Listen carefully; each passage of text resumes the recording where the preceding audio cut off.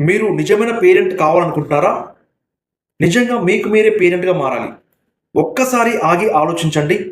మీ మనసులో వచ్చే ఆలోచనలు అవి దయతో ఉన్నాయా? లేదా తిట్టే విధంగా ఉన్నాయా? నువ్వెందుకు పనికిరావు అంటుందా? లేదా నువ్వు ప్రయత్నించు నేను నీకు సపోర్ట్ చేస్తాను అంటుందా? అవి ప్రేమతో ఉన్నాయా?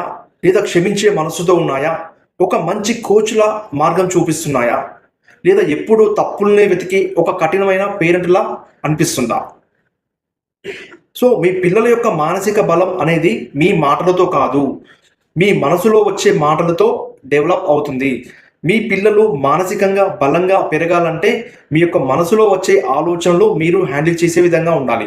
అప్పుడు మీ పిల్లలు లైఫ్‌లో చీకటి నుండి వెలుతురు వైపుకి, అపజయం నుండి విజయం వైపుకి, ఉన్న స్థాయి నుంచి ఉన్నతమైన స్థాయికి ఎదుగుతారు. సో, పేరెంట్స్ మీ ఆలోచనలు ఎలా ఉన్నాయో మీరు సరిచేసుకున్నట్లయితే మీ పిల్లల యొక్క భవిష్యత్తు చాలా బాగుంటుంది.